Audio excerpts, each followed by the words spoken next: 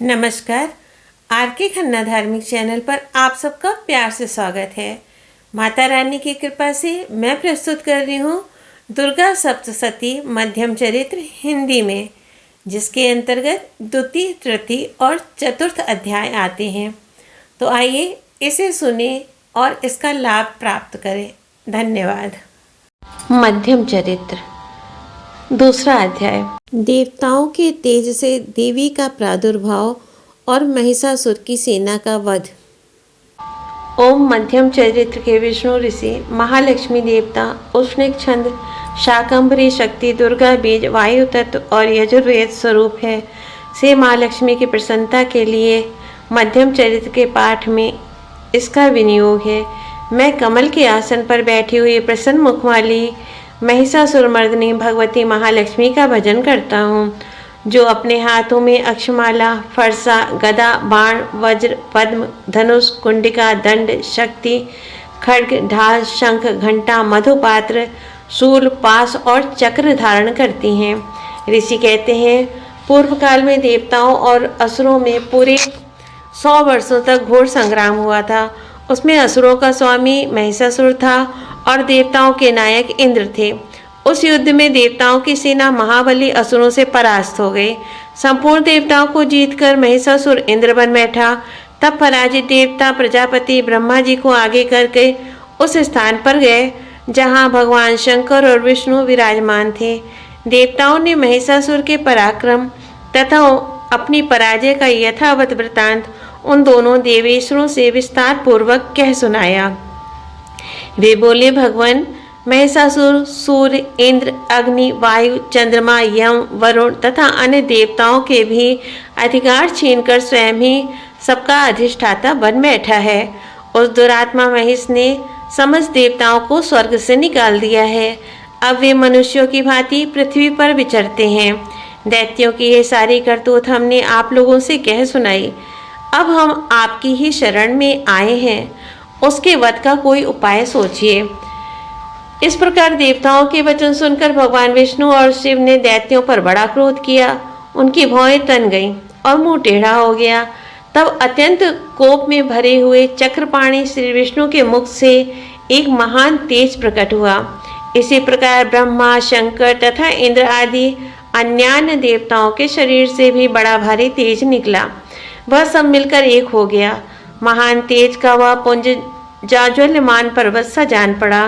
देवताओं ने देखा, वहां उसकी ज्वालाएं संपूर्ण दिशाओं में व्याप्त हो रही थीं। संपूर्ण देवताओं के शरीर से प्रकट हुए उस तेज की कहीं तुलना नहीं थी। एकत्रित होने पर वह एक नारी के रूप में परिणित हो गया और अपने प्रकाश से तीनों लोकों में व्याप्त जान पड़ा। भगवान शंकर का जो तेज था, उससे उस देवी का मुख प्रकट हुआ। यमराज के तेज से उसके सिर में बाल निकल आए और श्री विष्णु भगवान के तेज से उसकी भुजाएं उत्पन्न हुई। चंद्रमा के तेज से दोनों स्तनों का और इंद्र के तेज से मध्य भाग कटि प्रदेश का प्रादुर्भाव हुआ। वरुण के तेज से जंघा और पिंडली तथा पृथ्वी के तेज से नितंब भाग प्रकट हुआ। ब्रह्मा के तेज से दोनों चरण और सूर्य के तेज से उसकी अंगुलियां हुई। वसुओं के तेज से हाथों की उंगलियां और कुबेर के तेज से नासिका प्रकट हुई। उस देवी के दांत प्रजापति के तेज से और तीनों नेत्र अग्नि के तेज से प्रकट हुए थे। उसकी भौहें संध्या के और कान वायु के तेज से उत्पन्न हुए थे। इसी प्रकार अन्य अन्य देवताओं के तेज से भी उस कल्याणमयी देवी का आविर्भाव हुआ। तदंतर समस्त देवताओं के तेजापुंज से प्रकट हुई देवी को देखकर महिषासुर के सताए हुए देवता बहुत प्रसन्न हुए। पिनाकधारी भगवान शंकर ने अपने शूल से एक शूल निकाल कर उन्हें दिया। फिर भगवान विष्णु ने भी अपने चक्र से चक्र उत्पन्न करके भगवती को अर्पण किया। वरुण ने भी शंख भेंट किया। अग्नि ने उन्हें शक्ति दी और वायु ने धनुष तथा बाण से भरे हुए 2 तरकस प्रदान किए। सहस्त्र नेत्रों वाले देवराज इंद्र ने अपने वज्र से वज्र उत्पन्न करके दिया और ऐरावत हाथी से उतारकर एक घंटा भी प्रदान किया। यमराज ने कालदंड से दंड, वरुण ने पाश, प्रजापति ने स्फटिकाक्ष की माला तथा ब्रह्मा जी ने कमंडलू भेंट किया। सूर्य ने देवी के समस्त रोमकूपों में अपनी किरणों का तेज भर दिया। काल ने उन्हें चमकती हुई ढाल और तलवार दी। क्षीर समुद्र ने उज्जवल हार तथा कभी जीर्ण न होने वाले 2 दिव्य वस्त्र भेंट किए। साथ ही उन्होंने दिव्य चूड़ामणि, 2 कुंडल, कड़े, उज्जवल अर्धचंद्र, सब बाहुओं के लिए केयूर, दोनों चरणों के लिए निर्मल नूपुर, गले की सुंदर हंसली और सब अंगुलियों में पहनने के लिए रत्नों की बनी अंगूठियां भी दी। विश्वकर्मा ने उन्हें अत्यंत निर्मल फरसा भेंट किया।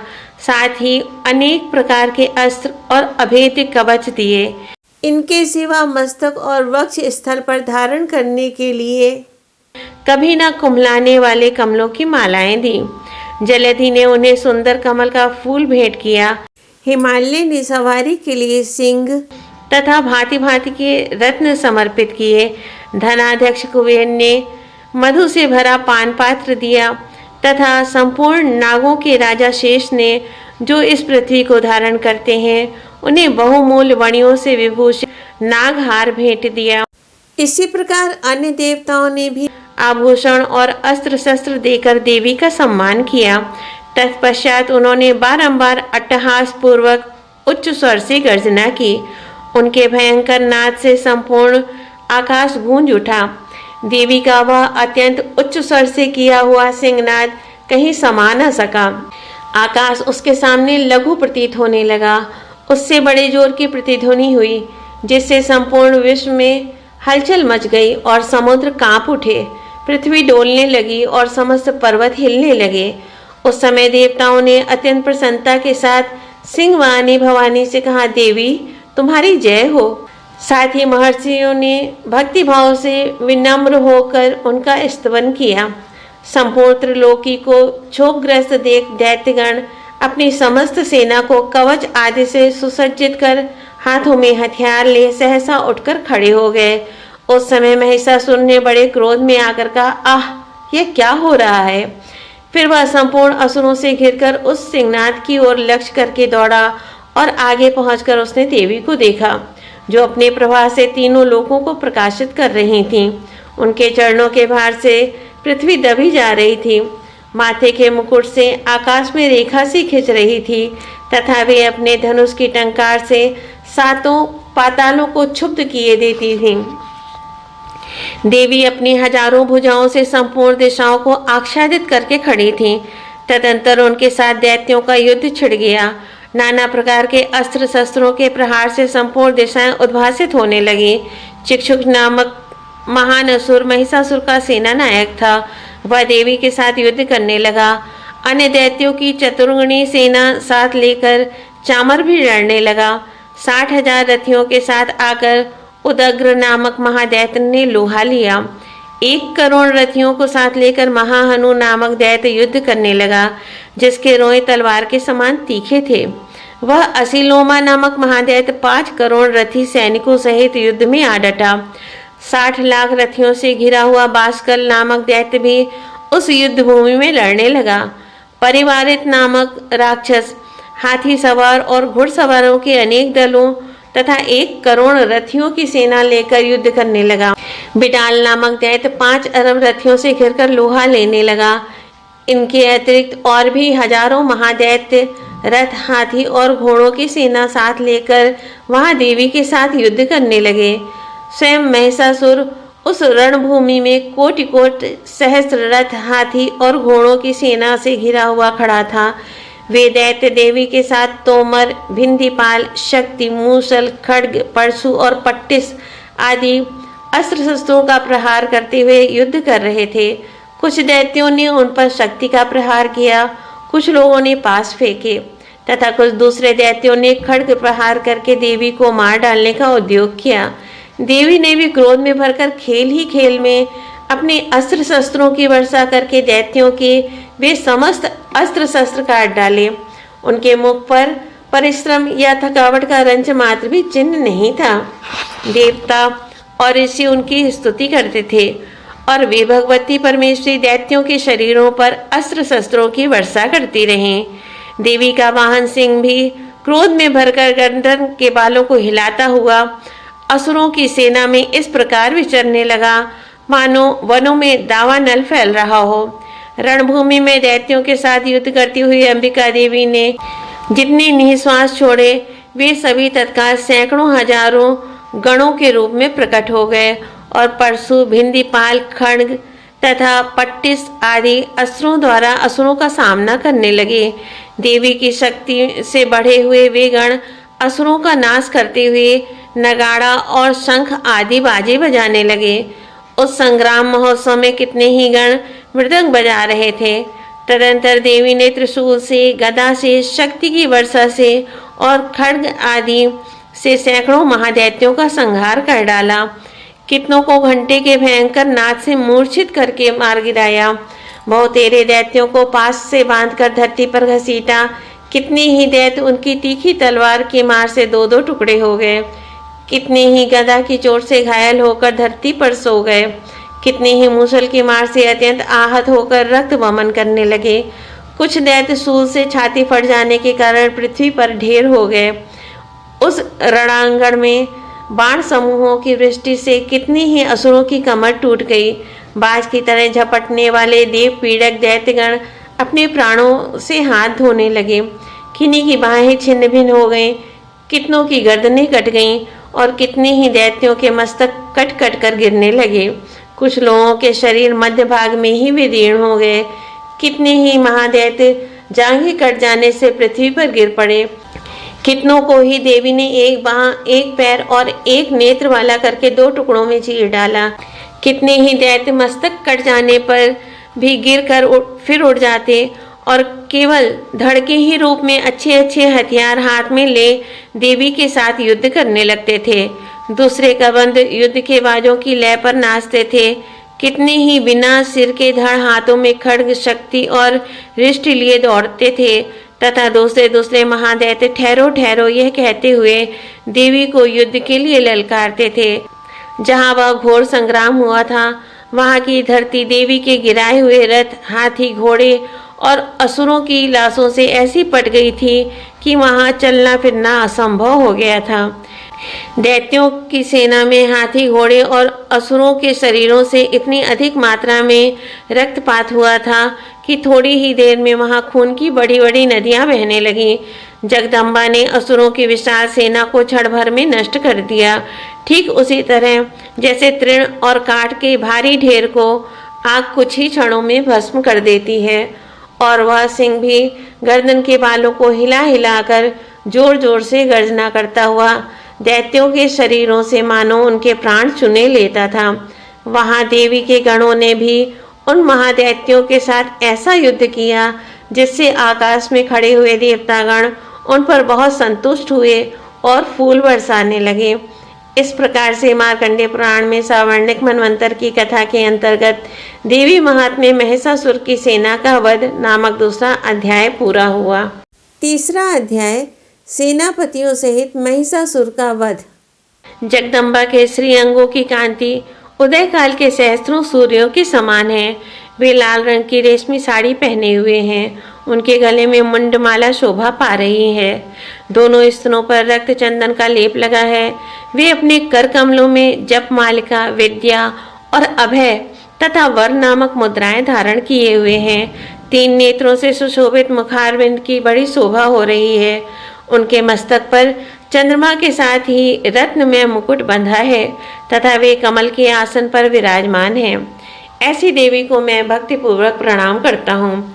ऋषि कहते हैं, दैत्यों की सेना को इस प्रकार तहस नहस होते देख महादैत्य सेनापति चिक्षुर क्रोध में भरकर अंबिका देवी से युद्ध करने के लिए आगे बढ़ा। वह असुर रणभूमि में देवी के ऊपर इस प्रकार बाणों की वर्षा करने लगा जैसे बादल मेरुगिरी के शिखर पर पानी की धार बरसा रहा हो। तब देवी ने अपने बाणों से उसके बाण समूह को अनायास ही काटकर उसके घोड़ों और सारथी को भी मार डाला। साथ ही उसके धनुष तथा अत्यंत ऊंची ध्वजा को भी तत्काल काट गिराया। धनुष कट जाने पर उसके अंगों को अपने बाणों से बीन डाला। धनुष, रथ, घोड़े और सारथी के नष्ट हो जाने पर वह असुर ढाल और तलवार लेकर देवी की ओर दौड़ा। उसने तीखी धार वाली तलवार से सिंह के मस्तक पर चोट करके देवी की भी बाईं भुजा में बड़े वेग से प्रहार किया। राजन, देवी की बाह पर पहुंचते ही वह तलवार टूट गई।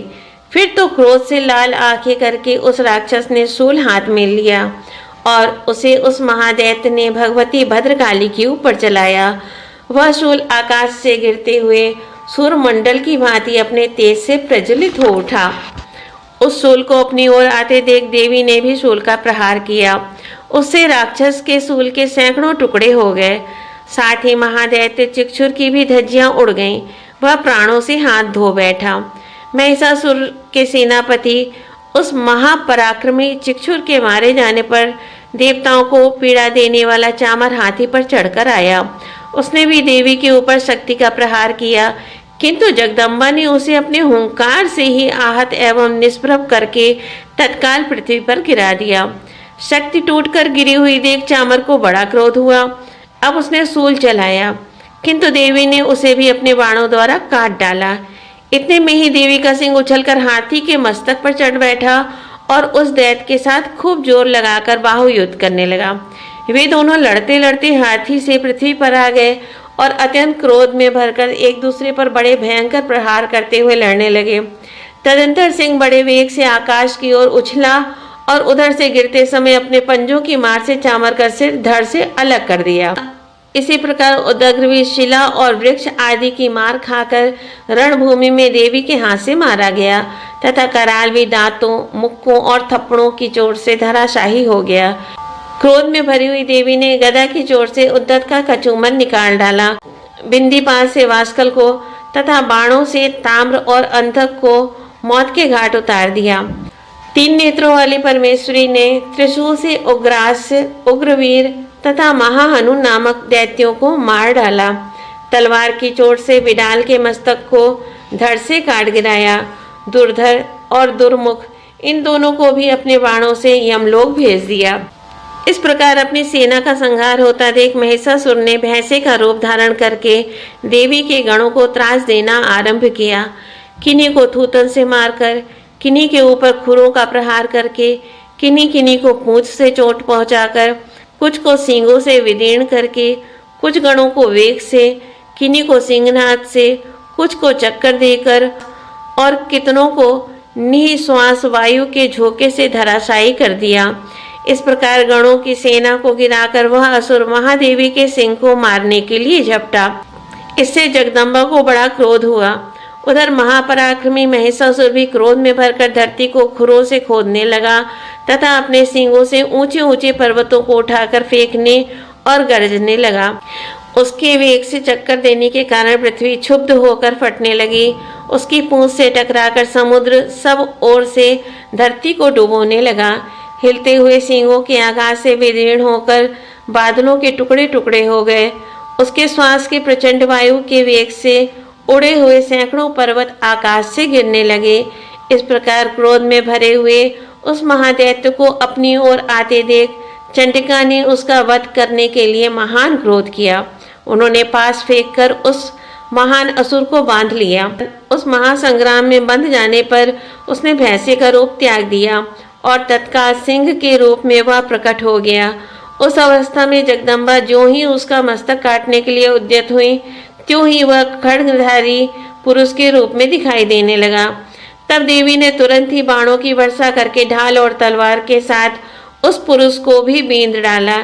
इतने में ही वह महान गजराज के रूप में परिणित हो गया तथा अपनी सूंड से देवी के विशाल सिंह को खींचने और गरजने लगा। खींचते समय देवी ने तलवार से उसकी सूंड काट डाली। तब उस महादैत्य ने पुनः भैंसे का शरीर धारण कर लिया और पहले की ही भांति चराचर प्राणियों सहित तीनों लोकों को व्याकुल करने लगा। तब क्रोध में भरी हुई जगन माता चंडिका बारंबार उत्तम मधु का पान करने और लाल आंखें करके हंसने लगी। उधर वह बल और पराक्रम के मत से उन्मत्त हुआ राक्षस गरजने लगा और अपने सींगों से चंडी के ऊपर पर्वतों को फेंकने लगा। उस समय देवी अपने बाणों के समूहों से उसके फेंके हुए पर्वतों को चूर्ण करती हुई बोली। बोलते समय उनका मुख मधु के मत से लाल हो रहा था और वाणी लड़खड़ा रही थी। देवी ने कहा, ओ मूढ़, मैं जब तक मधु पीती हूँ तब तक तू क्षण भर के लिए खूब गर्ज ले। मेरे हाथ से यहीं तेरी मृत्यु हो जाने पर अब शीघ्र ही देवता भी गर्जना करेंगे। ऋषि कहते हैं, यूँ कहकर देवी उछली और उस महादैत्य के ऊपर चढ़ गईं। फिर अपने पैर से उसे दबाकर उन्होंने सूल से उसके कंठ में आघात किया। उनके पैर से दबा होने पर भी महिषासुर अपने मुख से दूसरे रूप में बाहर होने लगा। अभी आधे शरीर से ही वह बाहर निकलने पाया था कि देवी ने अपने प्रभाव से उसे रोक दिया। आधा निकला होने पर भी वह महादैत्य देवी से युद्ध करने लगा। तब देवी ने बहुत बड़ी तलवार से उसका मस्तक काट गिराया। फिर तो हाहाकार करती हुई दैत्यों की सारी सेना भाग गई तथा संपूर्ण देवता अत्यंत प्रसन्न हो गए। देवताओं ने दिव्य महर्षियों के साथ दुर्गा देवी का स्तवन किया। गंधर्वराज गाने लगे तथा अप्सराएं नृत्य करने लगीं। इस प्रकार से मार्कंडेय पुराण में सावर्णिक मनवंतर की कथा के अंतर्गत देवी महात्म्य महिषासुरवध नामक तीसरा अध्याय पूरा हुआ। चतुर्थ अध्याय इंद्रादि देवताओं द्वारा देवी की स्तुति। सिद्धि की इच्छा रखने वाले पुरुष जिनकी सेवा करते हैं तथा देवता जिन्हें सब ओर से घेरे रहते हैं, उन जया नाम वाली दुर्गा देवी का ध्यान करें। उनके श्रीअंगों की आभा काले मेघ के समान श्याम है। वे अपने कटाक्षों से शत्रु समूह को भय प्रदान करती हैं। उनके मस्तक पर आबद्ध चंद्रमा की रेखा शोभा पाती है। वे अपने हाथों में शंख, चक्र, कृपाण और त्रिशूल धारण करती हैं। उनके 3 नेत्र हैं। वे सिंह के कंधे पर चढ़ी हुई हैं और अपने तेज से तीनों लोकों को परिपूर्ण कर रही हैं। ऋषि कहते हैं, अत्यंत पराक्रमी दुरात्मा महिषासुर तथा उसकी दैत्य सेना के देवी के हाथ से मारे जाने पर इंद्र आदि देवता प्रणाम के लिए गर्दन तथा कंधे झुकाकर उन भगवती दुर्गा का उत्तम वचनों द्वारा स्तवन करने लगे। उस समय उनके सुंदर अंगों में अत्यंत हर्ष के कारण रोमांच हो आया था। देवता बोले, संपूर्ण देवताओं की शक्ति का समुदाय ही जिनका स्वरूप है तथा जिन देवी ने अपनी शक्ति से संपूर्ण जगत को व्याप्त कर रखा है, समस्त देवताओं और महर्षियों की पूजनिया उन जगदम्बा को हम भक्ति पूर्वक नमस्कार करते हैं। वे हम लोगों का कल्याण करें। जिनके अनुपम प्रभाव और बल का वर्णन करने में भगवान शेषनाग, ब्रह्मा जी तथा महादेव जी भी समर्थ नहीं हैं, वे भगवती चंडिका संपूर्ण जगत का पालन एवं अशुभ भय का नाश करने का विचार करें। जो पुण्यात्माओं के घरों में स्वयं ही लक्ष्मी रूप से, पापियों के यहाँ दरिद्रता रूप से, शुद्ध अंतःकरण वाले पुरुषों के हृदय में बुद्धि रूप से, सत्पुरुषों में श्रद्धा रूप से तथा कुलीन मनुष्य में लज्जा रूप से निवास करती हैं, उन आप भगवती दुर्गा को हम नमस्कार करते हैं। देवी, आप संपूर्ण विश्व का पालन कीजिए। देवी, आपकी इस अचिंत रूप का, असुरों का नाश करने वाले भारी पराक्रम का तथा समस्त देवताओं और दैत्यों के समक्ष युद्ध में प्रकट किए हुए आपके अद्भुत चरित्रों का हम किस प्रकार वर्णन करें। आप संपूर्ण जगत की उत्पत्ति में कारण हैं। आप में सत्वगुण, रजोगुण और तमोगुण ये तीनों गुण मौजूद हैं, तो भी दोषों के साथ आपका संसर्ग नहीं जान पड़ता। भगवान विष्णु और महादेव जी आदि देवता भी आपका पार नहीं पाते। आप ही सबका आश्रय हैं। यह समस्त जगत आपका अंशभूत है, क्योंकि आप सबकी आदिभूत अव्याकृता परा प्रकृति हैं। देवी, संपूर्ण यज्ञों में जिसके उच्चारण से सब देवता तृप्ति लाभ करते हैं, वह स्वाहा आप ही हैं। इसके अतिरिक्त आप पितरों की भी तृप्ति का कारण हैं। अतएव सब लोग आपको स्वधा भी कहते हैं। देवी, जो मोक्ष की प्राप्ति का साधन है, अचिंत महावृत स्वरूपा है, समस्त दोषों से रहित, जितेंद्रिय तत्व को ही सार वस्तु मानने वाले तथा मोक्ष की अभिलाषा रखने वाले मुनिजन जिसका अभ्यास करते हैं, वह भगवती पराविद्या आप ही हैं। आप शब्द स्वरूपा हैं। अत्यंत निर्मल ऋग्वेद, यजुर्वेद तथा उद्गीत के मनोहर पदों के पाठ से युक्त सामवेद का भी आधार आप ही हैं। आप देवी त्रयी, तीनों वेद और भगवती छयों ऐश्वर्यों से युक्त हैं। इस विश्व की उत्पत्ति एवं पालन के लिए आप ही वार्ता, खेती एवं आजीविका के रूप में प्रकट हुई हैं। आप संपूर्ण जगत की घोर पीड़ा का नाश करने वाली हैं। देवी, जिससे समस्त शास्त्रों के सार का ज्ञान होता है, वह मेधा शक्ति आप ही है। दुर्गम भव सागर से पार उतारने वाली नौका रूप दुर्गा देवी भी आप ही हैं। आपकी कहीं भी आसक्ति नहीं है। कैटभ के शत्रु भगवान विष्णु के वक्ष स्थल में एकमात्र निवास करने वाली भगवती लक्ष्मी तथा भगवान चंद्रशेखर द्वारा सम्मानित गौरी देवी भी आप ही हैं। आपका मुख मंद मुस्कान से सुशोभित, निर्मल, पूर्ण चंद्रमा के बिंब का अनुकरण करने वाला और उत्तम सुवर्ण की मनोहर कांति से कमनीय है। तो भी उसे देखकर महिषासुर को क्रोध हुआ और सहसा उसने उस पर प्रहार कर दिया। यह बड़े आश्चर्य की बात है। देवी वही मुख जब क्रोध से युक्त होने पर उदय काल के चंद्रमा की भांति लाल और तनी हुई भौं के कारण विकराल हो उठा, तब उसे देखकर जो महिषासुर के प्राण तुरंत नहीं निकल गए, यह उससे भी बढ़कर आश्चर्य की बात है। क्योंकि क्रोध में भरे हुए यमराज को देखकर भला कौन जीवित रह सकता है। देवी, आप प्रसन्न हो। परमात्मा स्वरूपा आपके प्रसन्न होने पर जगत का अभ्युदय होता है और क्रोध में भर जाने पर आप तत्काल ही कितने कुलों का सर्वनाश कर डालती हैं। यह बात अभी अनुभव में आई है, क्योंकि महिषासुर की यह विशाल सेना क्षण भर में आपके कोप से नष्ट हो गई है। सदा अभ्युदय प्रदान करने वाली आप जिन पर प्रसन्न रहती हैं, वे ही देश में सम्मानित हैं। उन्हीं को धन और यश की प्राप्ति होती है। उन्हीं का धर्म कभी शिथिल नहीं होता तथा वे ही अपने हृष्ट पुष्ट स्त्री पुत्र और भृत्यों के साथ धन्य माने जाते हैं। देवी, आपकी ही कृपा से पुण्यात्मा पुरुष प्रतिदिन अत्यंत श्रद्धा पूर्वक सदा सब प्रकार के धर्मानुकूल कर्म करता है और उसके प्रभाव से स्वर्गलोक में जाता है। इसलिए आप तीनों लोकों में निश्चय ही मनोवांछित फल देने वाली हैं। माँ दुर्गे, आप स्मरण करने पर सब प्राणियों का भय हर लेती हैं और स्वस्थ पुरुषों द्वारा चिंतन करने पर उन्हें परम कल्याणमयी बुद्धि प्रदान करती हैं। दुख, दरिद्रता और भय हरने वाली देवी, आपके सिवा दूसरी कौन है जिसका चित्त सबका उपकार करने के लिए सदा ही दयाद्र रहता हो। देवी, इन राक्षसों के मारने से संसार को सुख मिले तथा ये राक्षस चिरकाल तक नरक में रहने के लिए भले ही पाप करते रहे हों, इस समय संग्राम में मृत्यु को प्राप्त होकर स्वर्गलोक में जाएं। निश्चय ही यही सोचकर आप शत्रुओं का वध करती हैं। आप शत्रुओं पर शस्त्रों का प्रहार क्यों करती हैं? समस्त असुरों को दृष्टिपात मात्र से ही भस्म क्यों नहीं कर देती? इसमें एक रहस्य है। ये शत्रु भी हमारे शस्त्रों से पवित्र होकर उत्तम लोकों में जाएं। इस प्रकार उनके प्रति भी आपका विचार अत्यंत उत्तम रहता है।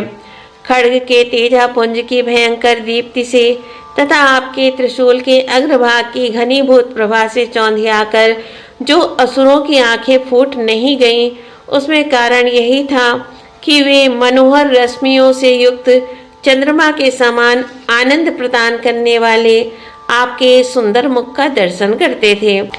देवी, आपका शील दुराचारियों के बुरे बर्ताव को दूर करने वाला है। साथ ही यह रूप ऐसा है जो कभी चिंतन में भी नहीं आ सकता और जिसकी कभी दूसरों से तुलना भी नहीं हो सकती, तथा आपका बल और पराक्रम तो उन दैत्यों का भी नाश करने वाला है जो कभी देवताओं के पराक्रम को भी नष्ट कर चुके थे। इस प्रकार आपने शत्रुओं पर भी अपनी दया ही प्रकट की है। वरदायिनी देवी, आपके इस पराक्रम की किसके साथ तुलना हो सकती है?